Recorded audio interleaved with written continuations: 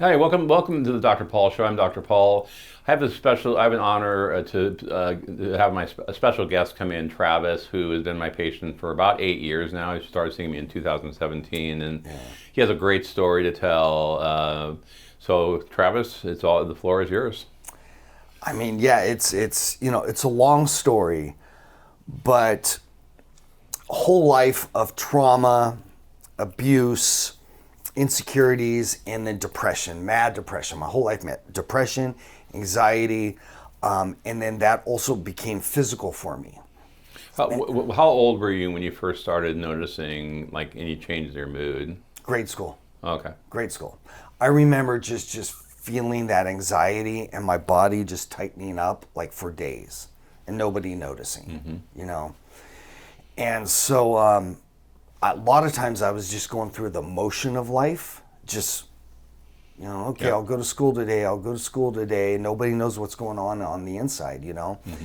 And then as I started growing up, getting older and older and older, went through some big experiences that were huge traumas in my life, life-changing, losing everything, things like that. And I got to a point in my life, a friend of mine was actually, coming here seeing you, and she mentioned that I should go talk to you, and see what you could help me with. Because at that time in my life, I was kind of starting over. I was in my 40s. I was starting over. I lost everything. So I was depressed, and that depression also physically, I mean, it was weak. I mean, I remember our beach cruisers.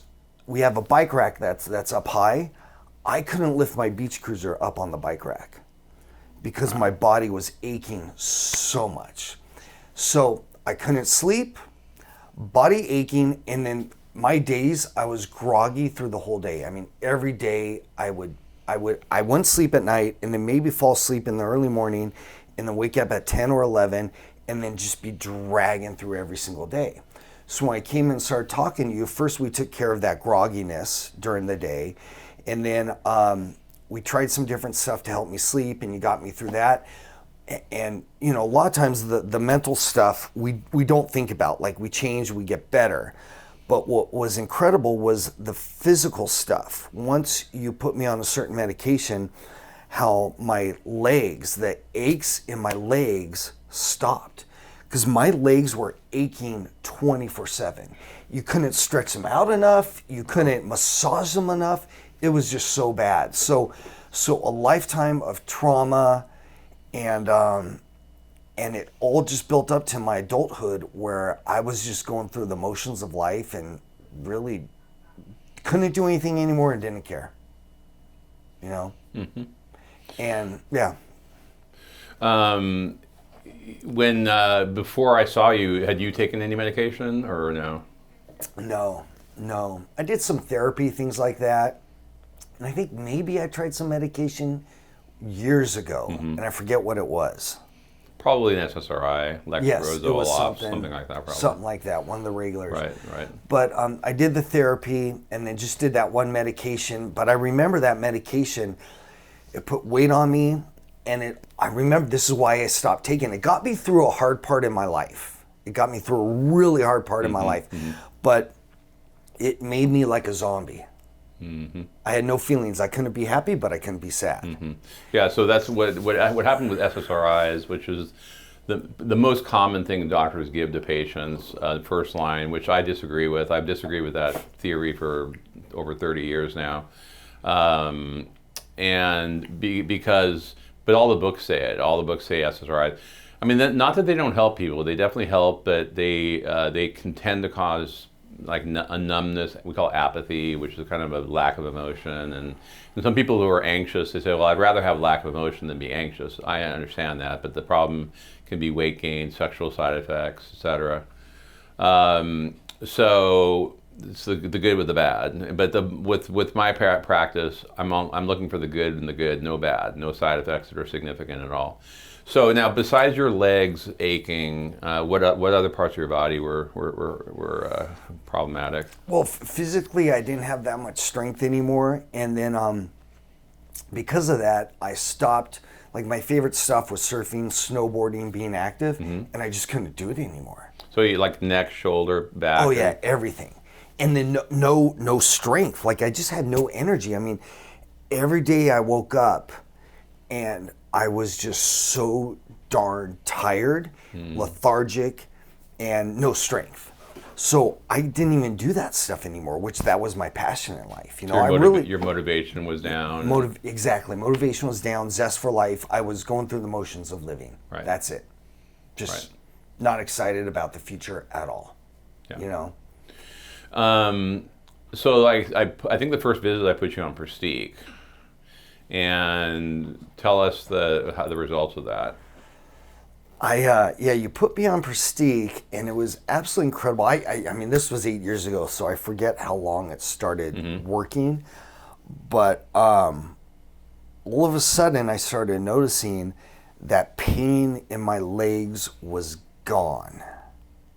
Yeah. You know, and so it allowed me to start hiking again, start surfing again, and start snowboarding again. Wow.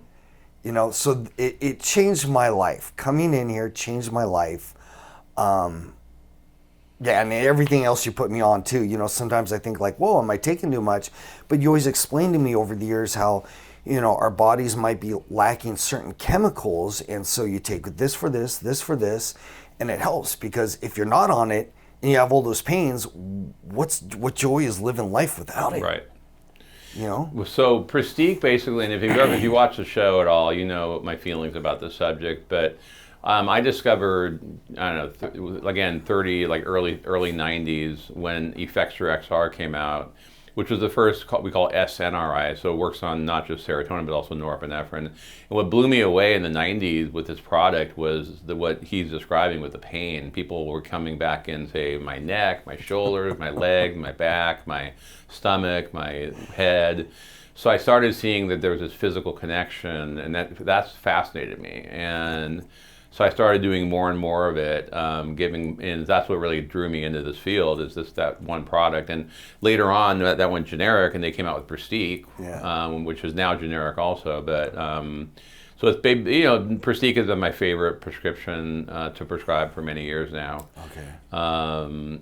And so I gave you that. The pain up out of your anxiety went down. Anxiety went down. The pain, and honestly, let me stress, the pain was so bad, I stopped doing everything that was fun for me.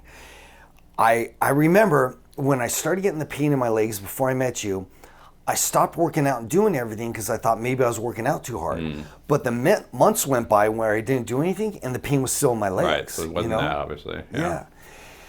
And so when my friend turned me on, or, you know, introduced me to you to come in here, you know, once I started taking that, it was incredible because I was able to live life again. That's what it was, and I told you that years ago. I'm able to live life again. I'm surfing, I'm snowboarding, I'm doing the things I enjoy. And that's, man, even thinking about it now, dude, that's incredible. You know? That's why I do it. Now, do you remember when I added Wellbutrin to the mix? That was the second piece. Yes. What do you remember about that? Well, that was a part of me. I was dragging through the days. I'd wake up and I would be so tired and I could actually go back to sleep. So every morning I'd wake up and I'd do my work, you know, fake it throughout the day and just be tired all the time. And then you put me on Wellbutrin. I remember we tried a little bit, it didn't work, and we went super high. I needed that. And then that changed my life, because then now, even till this day, you know, when I wake up in the morning, you know, I'm taking it, and I think my body is, what's happened is my body knows I'm going to get it or something like that. I don't know. But now through the day, I'm clear.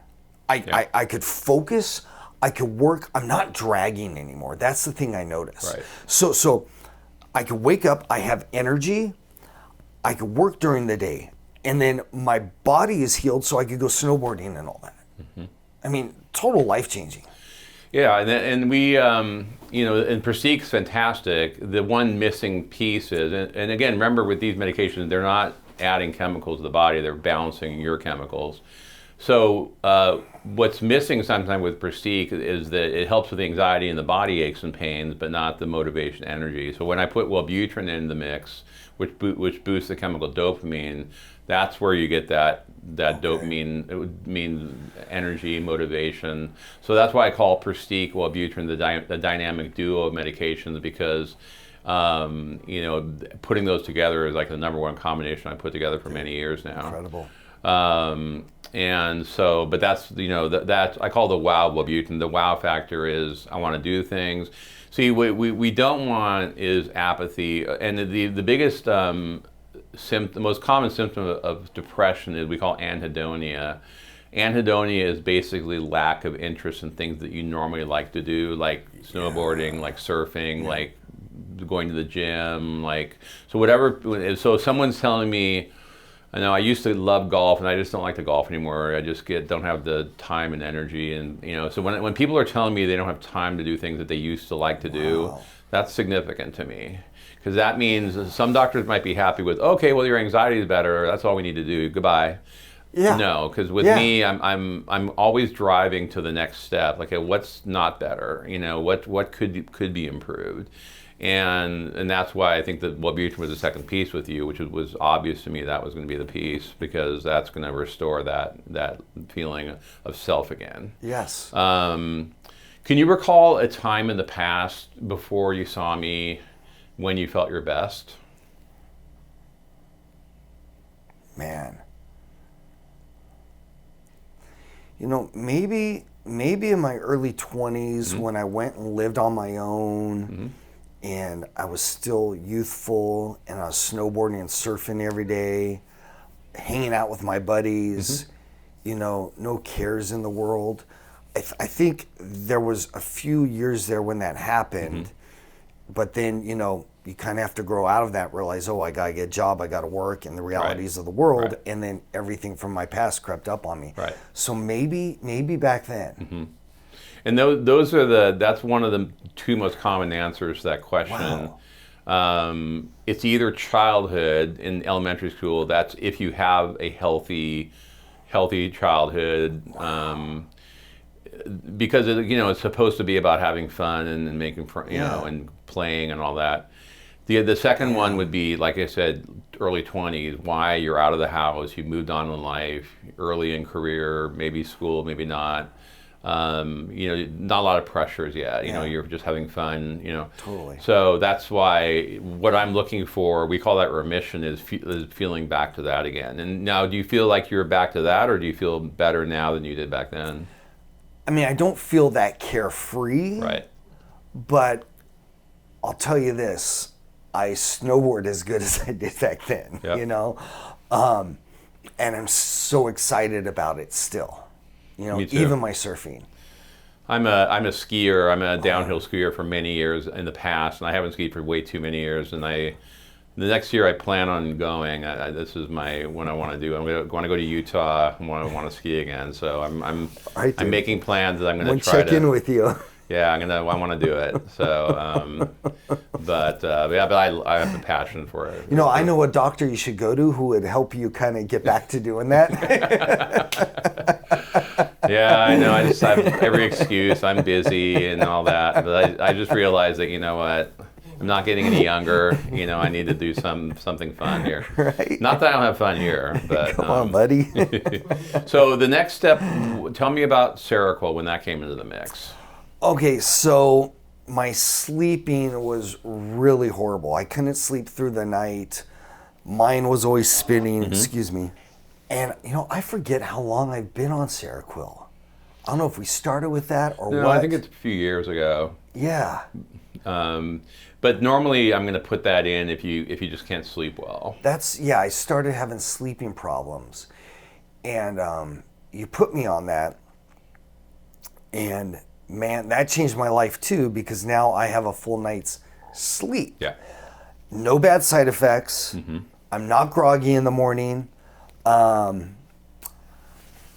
problems whatsoever. So there's been a few times, we've talked about this in the past, where I go away on vacation and I like up to Mammoth, speaking of skiing and snowboarding, and I think there's a couple times I've called you, I'm like, I'm up here for a week, I forgot my prescription. Yeah. Okay, I'll call one in, because I don't sleep without it, but it's not because of it I don't sleep. I never slept before. So it's a godsend because, when the night comes, I take my Seroquel and I'm not stressed out that I'm not going to be able to fall asleep. Right. What's going on is Seroquel is basically, it's shutting down dopamine. So Wellbutrin basically turns on dopamine, which helps with the energy and motivation. But the problem is at nighttime it keeps going sometimes, or it just doesn't shut off. Okay. So the Seroquel basically shuts down so you can get into a good sleep pattern. And so I call it balancing dopamine 24/7 using Wellbutrin and Seroquel, which is an extremely common combination I put together because you get the best of all worlds. You're able to have the energy in the daytime and have the sleep at nighttime. And it's not like an addictive sleeping pill. It's not even meant to be a sleeping pill. It's a mood stabilizer. But you're not at a high dose either. You're at a relatively low dose too. Yeah. So you're on just those three things: the Pristiq, Wellbutrin, and the Seroquel. That's it. Yeah. And honestly, no bad side effects. Yeah. Which is incredible. Yeah. And there's going to be bumps in the road. I know you've had some recent anxiety. Yes. It's not always going to be perfect. I think people are expecting like I'm on these, so everything is hunky dory every day. Not always. It doesn't. What it doesn't do is take away emotion, which we don't want to take away emotion. Yes. We want you to feel what you're supposed to feel. But sometimes you're going to have some breakthrough anxiety, and this is where something like a low dose Xanax is appropriate in your case because you take it just here and there when you need it. Yeah. Is it potentially addictive? Yeah, it can be, but we need to kind of keep track of that, make sure that you're not overtaking it. But I think having that can keep people from going to the emergency room because when people are having an anxiety attack, it can get so severe. People feel like they're dying and they feel like their heart's going to stop or they're having a heart attack. And then once you get into that panic mode, so sometimes having something at home to take that's just going to quickly settle it down saves the emergency room visit, saves the hassle and the expense of that, and just so you have that. And sometimes just knowing that you have that backup plan is just very, very reassuring. So. Yeah, I know over the years, the 8 years now, sometimes situational things happen in my life where my anxiety gets out of control.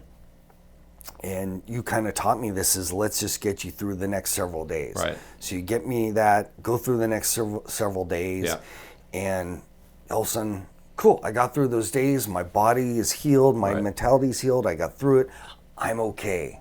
Yep. I could breathe, I could relax, thank God. And I just continue with my medications and keep living life. And continuing to be active. The other thing I always talk about patients is exercise, the importance of that. With stress, well, not just with stress, but with just anything. People being active, and I walk every day, 3 miles a day, every day, 7 days a week. Wow. But whatever, some people go to the gym, some people do stuff at home, some people take a class, Pilates or whatever, yoga, whatever. So, but keeping active is important. Also, therapy can be helpful for some people if there's unresolved issues and problems. But just healthy living, but the exercise can help kind of rein in the anxiety. So because it also teaches you how to breathe properly. Because when someone's having an anxiety attack, I explain to people the importance of slowing down and deepening the breathing. Because when people are anxious, they start hyperventilating and panic and they can't breathe well. And so sometimes just stopping that cycle and just taking a deep breath in, hold it, deep breath out, slow it down. So I tell people how to slowly do that to kind of rein in the anxiety. That and sometimes when anxiety attack, just going out and taking a walk can help. Just walk around the block or two and just get outside and get some fresh air and get away. Right. And, that can help too. So you're right. You've told me that, and you've always been, make sure I'm exercising. Make sure I'm exercising. Right. But that was it's kind of like that snowball effect. If you don't take your meds, you don't exercise, you get really, really bad. But then going back up the hill, meaning something positive, take your meds, go exercise. Take your meds, go exercise. So the meds help me because I want to exercise, Right. and then I exercise and I feel better. Right. So it even helps the meds. Right. Yeah. You got it. You know, You gotta figure it out. You know, Dr. Corona, this is interesting. We really haven't looked over the past 8 years of when I started, and now I'm really thinking about it. And man, dude, how life-changing is that? Think about this. Like, I grew up surfing, snowboarding, and that's all I want to do. And I got to a point where I couldn't do that. And then I came in here, and I could do the things I love again. Dude, that's incredible. Because when you get to that amazing? point, a lot of people, when they get to that level, and that point, it's like, what's the point of living? That's how I was. Yeah, some people say, why be around if I can't do the things I like to do? If I'm feeling older than my age, which, I mean, we're not that old. I mean, come on. But that's what, people just not living life like they should. And a lot of people just think that, oh, it's just the way I am and just the way life is. But I think people shouldn't accept that at all. People, You're right. if anyone out there is listening and feels this way, like I'm just not feeling myself again. I'm not living life the way I want to. I'm feeling like life's a burden. I'm feeling like, what's the point? I'm feeling hopeless. I'm feeling, all those feelings are correctable. That's not a way you want to stay. That's not a place you want to stay in. And you got to be open to treatment, and you got to realize that this is a medical condition. And it's treatable, and the medications are not scary. They're actually your friend, So. Yeah. I'll add to that. Two things right there is about the medications being your friend. I've asked you over the years, like, is there ever a time I'll get off this medication? It's like, no, it's helping you, right? You feel better, right? Yeah. So why would you want to stop feeling better, Travis? It's like, oh yeah, is there any bad side effects? No. Well, see, in your case too, the reason is because this has been going on for so long. Yeah. If it's been a lifetime issue with you, like it has been pretty much, that's why you're going to be out. There are some people, shorter term is probably appropriate. Okay. So it's not like every person is always long term. Most of the time it's the better bet than not, because the factors that lead to this, most people have really no control over the genetic factors and other factors that come to play. Trauma, things like that. So that's why, often longer is better than shorter. But if someone is determined to go off, and I'll work with the person and say, okay, well, here's how we do it. Here's what you watch for. Most of the time, they get back on them when they try doing that. They thought, well, it would sound like a good idea at the time, but maybe not. So I say, well, at least you know now. And sometimes people say, now that I've tried it, at least I know now that wasn't a good idea. So now I feel better about it. I'm not going to think about it anymore. I'm not going to worry about it. I'm not going to stress about it. I'm just going to let it be, let it. So, yeah. If it works, why fix it? Exactly. Right? Exactly right. And I want to add one more thing, because you're talking to the camera. We see people every day out there. You out living life, and you could tell, you see the people who are kind of dragging through life. Yep. And I do. I look at those people. I talk to friends too, friends of mine, and recommend you, and they just don't take action. They think, oh, I'm at this age. This is how you're supposed to live life. Right. I have relatives like that, family members, everything. And yeah, you don't have to live like that. Right. You could be excited again. Mm-hmm. Yeah. So thank you. Sure. It's amazing. Well, thank you. I appreciate you coming in. Yeah. All right, Travis. All right, buddy. Thank you. You take care. All right. All right. So in Travis's case, like I said, I saw him starting about 8 years ago. He came in like a lot of anxiety, a lot of depression. His body didn't feel good, but he had been dealing with it for many, many years, as you heard. So with him, I started him on Pristiq, which is my most common medication that I start with, which is, again, it's a serotonin and norepinephrine reuptake inhibitor, meaning it's inhibiting the reuptake, the abnormal reuptake, because they were going the wrong way. And now basically it attaches the serotonin site, attaches the norepinephrine site, and then it balances these two chemicals. So these two chemicals are now going the right way, and then they're connecting to the next cell. But he was still having some depression, low motivation, low energy. So I knew that he needed a dopamine boost. And so with Wellbutrin, basically working on, it's an NDRI, so it's working on, but mostly on dopamine, not as much on norepinephrine like Pristiq does. So that adding that Wellbutrin in got dopamine moving. Now we're I call the dynamic duo. It's this combination, because with those two things we got three chemicals really very well balanced. And then he had problems with sleep, which had been a chronic problem with him. And so what I often will do, what I prefer to do instead of giving Ambien and Lunesta, is giving something that makes sense. And what makes sense with him is Seroquel, because to retain the advantage of the Wellbutrin, we have to sometimes shut it down. So sometimes if Wellbutrin keeps going, at nighttime, then the brain can't shut down easily. So Seroquel, basically, we call a dopamine antagonist. So what it does is it attaches and it just slows it down. So the Wellbutrin gets it going, the Seroquel stops it so he can sleep. So it's kind of like an on-off switch. I call it dopamine on, dopamine off, or dopamine daytime, dopamine nighttime, or I call it dopamine balancing 24/7. Because of that combination. So now he's just on those three things: sleeping great, mood's great, he's doing really well, and he's a really good guy, nice guy. So he's been doing great for years. So, and he occasionally gets some breakthrough anxiety like we talked about, but it's pretty manageable. And I give him a little bit of alprazolam, a little bit of low-dose Xanax to take here and there, so when he has any kind of breakthrough anxiety. So anyway, but he's a very good result.